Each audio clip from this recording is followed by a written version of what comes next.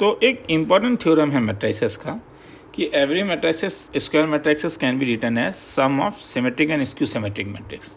वो theory develop करने के लिए हमें पहले 2 थ्योरम प्रूफ करना होगा। तो पहले हम थ्योरम नंबर 1 प्रूफ करते हैं कि for any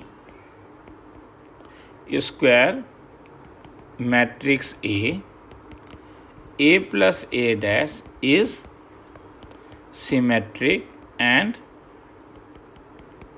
a minus a dash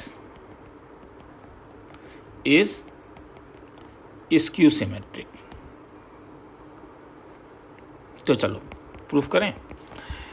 तो P suppose a plus a dash है, तो P डैश क्या होगा?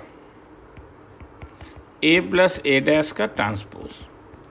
मतलब मैं जानता हूं कि अगर सम में ट्रांसपोज होता है तो प्रॉपर्टी से वो a transpose plus b transpose हो जाता है। तो ये A transpose plus A transpose का ट्रांसपोज। मैं ये भी जानता हूँ कि अगर मैं 2 बार ट्रांसपोज लूँ तो रो कॉलम में चेंज होगा, फिर से रो कॉलम में चेंज हो जाएगा, तो चीज़ सेम ही हो जाएगा। तो ए डैश प्लस ए, हमने खेला शुरू जहाँ से किया था ए प्लस ए डैश, हमें वही मिल रहा है। और हम जानते हैं कि मैट्रिक्स एडिशन जो है वो कॉम्यूटेटिव होता है, तो इसीलिए ये ए प्लस ए डैश हो जाएगा। तो which is nothing but P.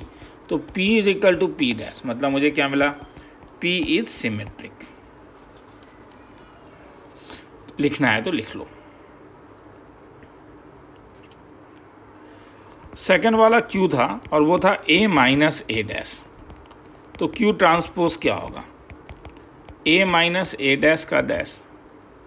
तो फिर ये क्या होगा? ये तो A डैश ऑफ डैश नहीं क्या, क्योंकि हम जानते हैं कि A minus B transpose is nothing but क्या?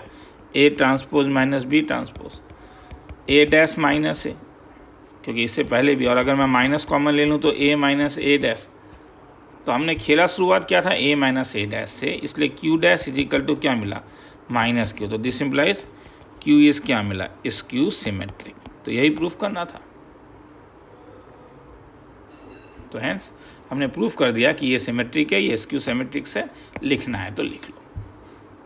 पहले ऑलरेडी हमने प्रूफ किया है कि P अगर A प्लस ए ट्रांसपोज है तो ये तुम्हारा सिमेट्रिक मैट्रिक्स है, और A माइनस ए ट्रांसपोज है तो ये तुम्हारा स्क्यू सिमेट्रिक मैट्रिक्स है।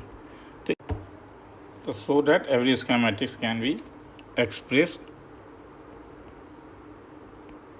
As sum of symmetric and skew symmetric matrices. ठीक है, तो इस चीज़ को सिमेट्रिक है। तो ये एक स्टैंडर्ड थ्योरम है। तो इसका प्रूफ क्या होगा? तो प्रूफ ऑलरेडी हम लोगों ने इससे पहले वाले थ्योरम में कर लिया एक्चुअली, कि अगर ए एक स्क्वायर मैट्रिक्स है n क्रॉस n, तो क्या मैं ए को half times of A plus A transpose plus half times of A minus A transpose लिख सकता हूँ? क्योंकि एक्चुअली में तो ये पोर्शन और ये तो कैंसिल ही हो जाएगा, तो ए ही बचेगा। तो इसे मैंने 2 अलग अलग भाग में लिखा, और पहले वाले भाग का नाम मैं P दे रहा हूँ और दूसरे वाले का Q। मतलब मैंने P को क्या लिया? 1/2 ऑफ क्या? A प्लस ए ट्रांसपोज, और Q को क्या लिया? 1/2 ऑफ क्या? A minus A transpose. अब देखो, इससे इस लॉजिक से ये P जो होगा, P सिमेट्रिक। मैं दोबारा नहीं दिखा रहा हूँ, मगर एग्जाम में अगर आएगा तो तुम्हें दिखाना होगा P की P dash is equal to P होता है, और Q इज़ क्या? Skew symmetric. तो खेला ख़त्म। ठीक है, तो हेंस हर मैट्रिक्स को तुम P प्लस Q के फॉर्म में लिख सकते हो, जहाँ पे P का वैल्यू हर समय half A plus A dash लोगे, Q का वैल्यू ये लोगे, तो P तुम्हारा सिमेट्रिक होगा और Q तुम्हारा स्क्यू सिमेट्रिक होगा। लिखना है तो लिख लो इसको एक बार, फिर एक सम्स करवा देता हूँ, तो फिर ये टॉपिक ख़त्म होता है। तो ये sum let A is equal to ये दिया हुआ है, एक सिमेट्रिक स्क्वायर मैट्रिक्स है, sum of symmetric and skew. तो सॉल्यूशन क्या है? तो ये रिजल्ट को याद रखना होगा कि ए हमारा P प्लस क्यू होता है, जहाँ पे P का value half times of A plus A transpose है और Q का value half times of A minus A transpose है। तो ये सिमेट्रिक वाला पार्ट हो जाता है। तो पहले P को निकाल लेते हैं। तो ये 1/2 ऑफ A तुम्हारे पास क्या आया? 1 2 3 -2 4 5 और 3 1 2 प्लस A ट्रांसपोज। तो इसका ट्रांसपोज क्या होगा? 1 2 3 जो फर्स्ट कॉलम है, फिर -2 4 5, फिर 3 1 2, तो this can be return as 1/2 of, क्या हो जाएगा ये 1 + 1 2, 2 - 2 0, 3 + 3 6, -2 + 2 0, 4 + 4 8, 5 + 1 6, 3 + 3 6, 5 + 1 6, 2 + 2 4। तो अगर 2 से डिवाइड करोगे तो ये 1 0 3 0 4 3 और 3 3 2। तो इससे तुमने P निकाल लिया, नहीं क्या?